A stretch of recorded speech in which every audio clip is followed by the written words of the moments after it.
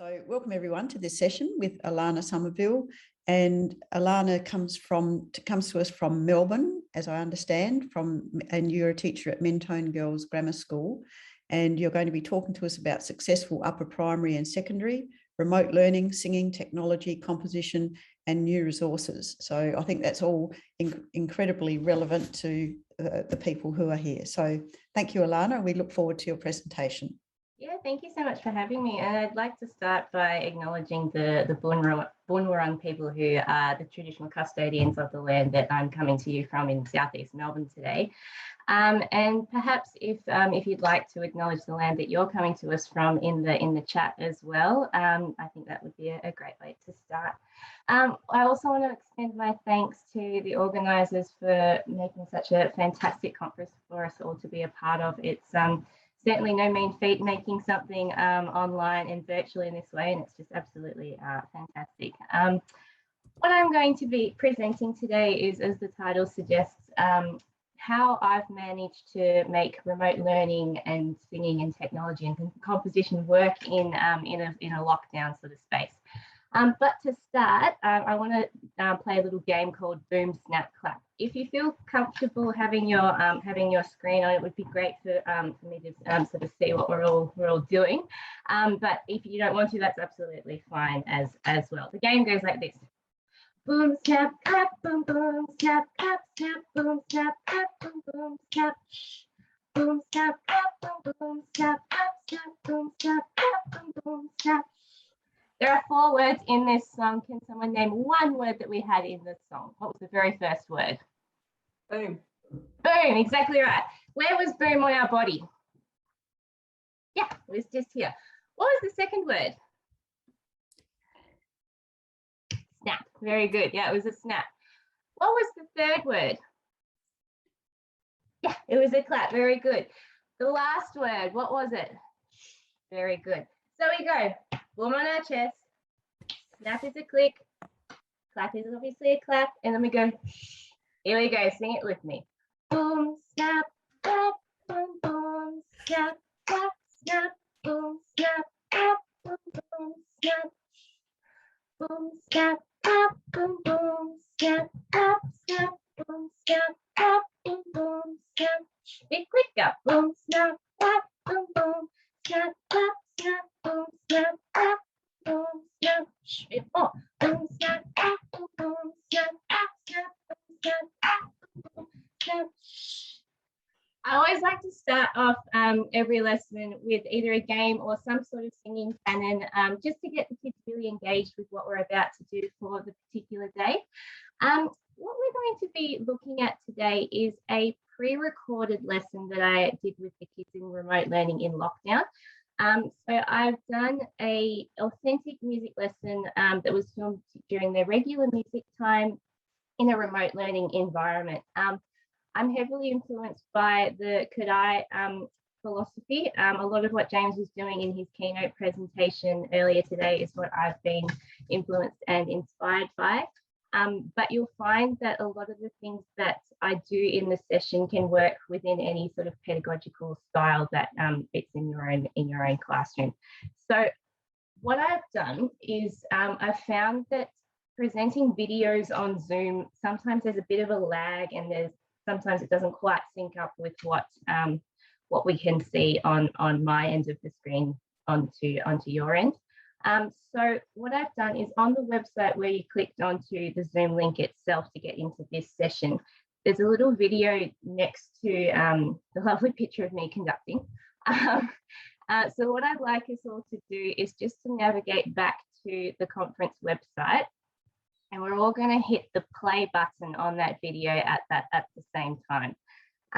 What I want you to do whilst you're watching the lesson is play along with the kids, actually take part in the activities as well. You'll find that you'll get a lot out of actually taking part in what the kids are doing at the same time. I'd also love to have some chat in the chat as the Zoom is going as well. So we're going to keep the Zoom going at the same time. Any comments, questions that you have during the lesson whilst it's going, please feel free to pop those into the chat there as you're watching it, and we'll come back to answering some of those questions. Alahana, how Go long, ahead, Jen. tell us how long the video is, The please. video goes for about 35 minutes. Okay. So we'll watch the video and then we'll come back at the end and yeah, we'll have a bit of a chat about the things that we saw. So once you have navigated to the video, if you could just put a little emoticon or raise your hand or put your hands on your head or some sort of way of letting me know that you're ready to go with the video to press play. And then we'll all play the video at the same time. So I'll just give everybody a moment to navigate to the video on the website.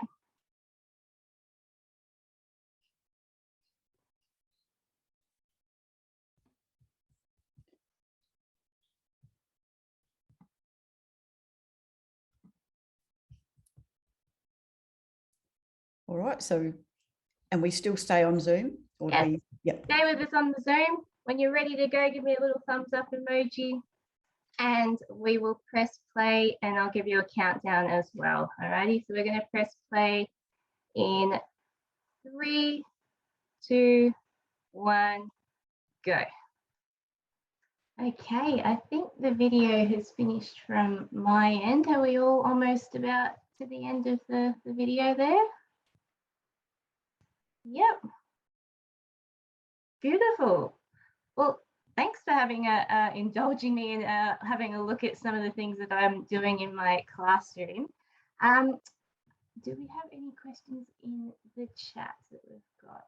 What device do the students need? Oh yeah, so the device that the students need to use for Pear Deck, it works on any device and it works on iPads, laptops, any device that you want to use with it. The cost of it, I think it's about $150 to use the features. You do get a 1-month free trial that you can trial it to see if it works for you and your students. It works just as well in Microsoft or in the Google Suite. So it's yeah, definitely something that I would highly recommend, particularly if you're in Melbourne or Sydney and you're still stuck in lockdown and needing some engagement. It's certainly yeah, it's certainly something that's helped. Yeah, about $150 for the year for a subscription, and that gives access to however many students who want to use it as well. What other questions do we have here?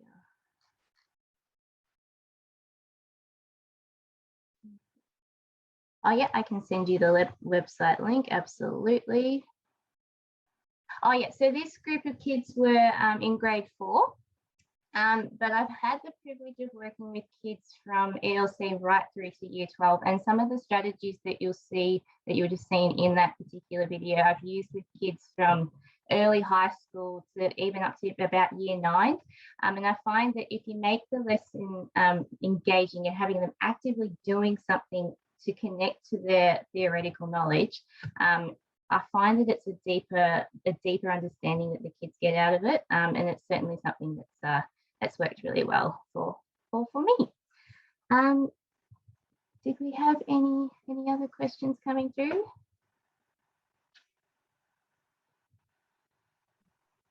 Yeah, and it's hard when it's in this remote learning environment. And look, it is one of those things when you've got kids who are just in the remote learning environment in itself, it's such a hard thing to get them to engage and to get them to be able to connect with what you're doing. I find that just starting the session with a game or just starting the session with something that's just going to give them a little bit of that light, I've found that that's really successful in getting them to keep the engagement throughout the lesson. It's one of those things that well-being is going to be something that's going to be a big part of what we have to look after as we go through this next phase of remote learning, however long that it goes on for. And that feature in Pear Deck that they have to click on at the start to see how each of them are feeling prior to starting the lesson just gives you a really good understanding of, okay, I really need to connect with this kid to make sure that they're feeling all right as we go through the particular lesson. So the question about what do you do for assessment with this remote learning? So assessment is one of those things where it's changing and evolving. I found last term in term 3, we were in lockdown, and then we were out of lockdown, and then we're in lockdown again, and then we were out of lockdown again. So assessment wise, I'm still fine tuning what we're going to be actually assessing for term 4, but I'm using what they have learned in terms of the song choices that they've done and the elements that we've aligned with those particular songs to see when we come back from remote learning how much has stuck, and then modifying the assessments based on what we get when we go back to school. In terms of actually assessing in this environment, I find it quite challenging and quite tricky to do that. But having said that, the things that we're teaching in this space, I still want to be able to see that there's things that they've learned along the way when we come back to school. So I think when we come back to school, it's going to be the best time for us to really assess what they've understood and what they know. But having said that, with some of my bigger girls, we're doing a few more video tasks. So getting them to film themselves, getting them to submit different pieces of work, similar to what we were doing with the body percussion task at the end of the video. And I'm using those sorts of submissions to assess what they're learning as well. Got anything else in there, Jenny? I think there's just one about with the differentiated levels, like with ostinato 1 or 2. And if you can see that a student's choosing a level that you think that they need a little bit of extra help with, how do you go with that? Sure. So what I've found is it's interesting actually. When you give them 3 different levels, the kids who you think are going to choose level 1 end up choosing level 2 because that's what their peers are doing and that's what the rest of the class is doing. In a way, remote learning has sort of helped with that a bit, because sometimes I can say, okay, if you want to turn your screen off, you can turn your screen off and choose the level that you want to do. In class, what we do is I actually get the kids to close their eyes. If they don't want to share what they're doing with their peers, we're going to close their eyes and we're going to do the ostinato. And then if we open our eyes up again, and they're feeling comfortable to do that particular level, I find that they're more likely to do the level that they practice with their eyes closed or with their screens off than if they do it just straight off the bat like that. Yeah. Okay. So can I just ask sort of an observation? Just the student who I think was in the 4th row, was it 3rd or 4th row, who didn't seem to be participating? Is that someone who doesn't normally participate, or? So that was a big win, actually having her there for the session. She's got a lot of things going on in her little brain, and remote learning certainly hasn't helped in terms of that particular environment for her. Yeah. But for me personally, as a teacher for her, when she did come in those little moments, yes, that was a huge win, because quite often she either doesn't come to the lesson or she just has her screen off for the whole time. I initially thought that she would have her screen off for the whole session, but no, she came in her uniform and she came and she was there and she had her screen on for the whole time. And I think her particular case is just how we really need to make sure that the kids' well-being is at the forefront of what we're doing as music teachers. And I think it was a really, really massive win for me personally, from my perspective, just to have her there and to have her in her uniform and to have her with her screen turned on. She wanted to be a part of it and she wanted to be involved. And it's the little things and the little wins that we have for our kids as we're going through. And you could see there were times when the swiveling on the chair was like in time, and so that was kind of the level or the way of participating. So that's it. And that's when you notice those little things and you go, actually, I think you might be connecting more than what is being presented physically. And we don't know what's going on in their head. We don't know what they're thinking about. We don't know that she may have had a meltdown prior to coming onto the session. She may be having all sorts of emotional things going on outside of music and outside of the learning environment that we're in. And I was so proud of her to actually have her screen on for the whole time and have her uniform on, and she she was there and she was part of it. And even throughout the process of making that video, the class was as proud of her as I was as well. Like, as soon as we turned the video off, we were all just like, oh my gosh, we did it, we filmed it, we've done it in one take, it's all done. And she was part of that, and she can enjoy that with the class as well. So I think well-being is a huge part of what we need to be focused on, particularly in this environment that we're in at the moment. Yeah.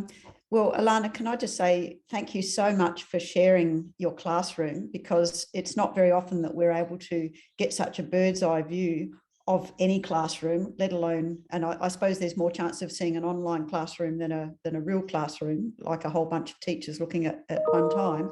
And it's certainly given me some insights into what is the potential and how it's kind of tracking with all the online environment. And I think the other aspect that with all the girls, all with their screens on and everything, it's like you can't hide, can you?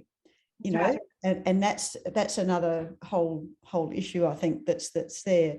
But I think thank you for challenging us at the very beginning with the activity. I didn't get it at all, so I'm going to have to go and practice. It's the beauty of recording. You can just go back and you can try it again and practice it and take it back to school with your kids. Yeah.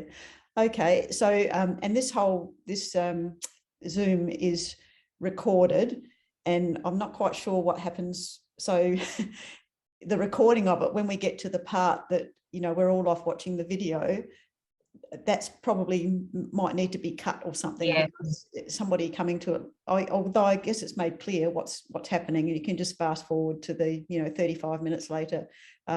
But thank you so much for sharing that with us. And I think comments are coming in here about people have really enjoyed your presentation and how fantastic it is, and all that work and the engagement and the learning that's happening. Big credit to you, and thank you so much. And thanks everyone who attended today. Thank you so much, everybody. Have a great day. Yep, you too. Thank you. Bye, everyone.